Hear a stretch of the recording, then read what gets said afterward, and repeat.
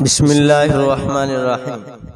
سامعین کرام، حضرت سلمہ رضی اللہ عنہا روایت کرتی ہیں کہ جب سیدہ فاطمہ سلام اللہ علیہا اپنی مرض میں مبتلا ہوئی تو میں ان کی تیمارداری کرتی تھی۔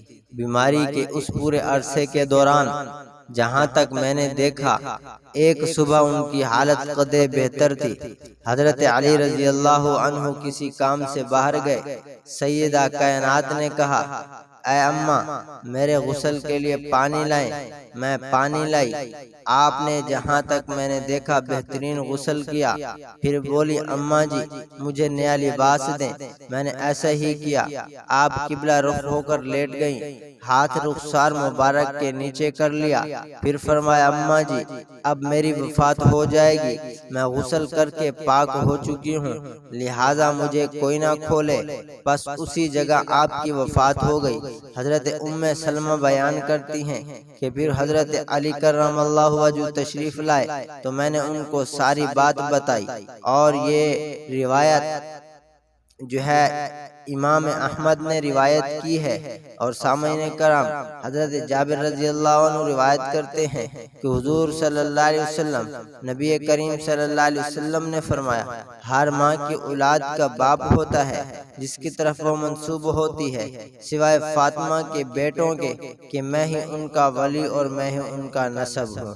سامعین کرام، حضرت عمر بن خطاب عنہ بیان کرتے ہیں کہ رضی اللہ عنہ کہ میں نے حضور نبی کریم صلی اللہ علیہ وسلم کو یہ فرماتے ہوئے سنا کہ میرے نسب اور رشتہ کے سوا قیامت کے دن ہر نسب اور رشتہ منقطع اور ختم ہو جائے گا۔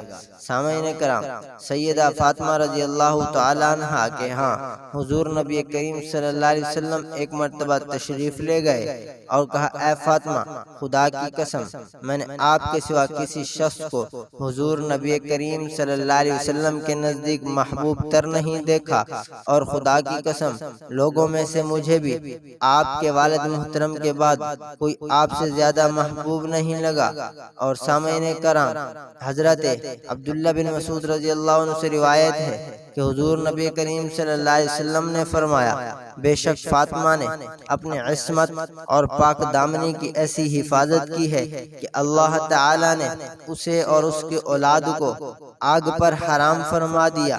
سامعین کرام، حضرت فاطمہ الزہرا رضی اللہ تعالی عنہ سے حضور نبی کریم صلی اللہ علیہ وسلم نے ارشاد فرمایا، اللہ تعالی تمہیں اور تمہاری اولاد کو آگ کا عذاب نہیں دے گا۔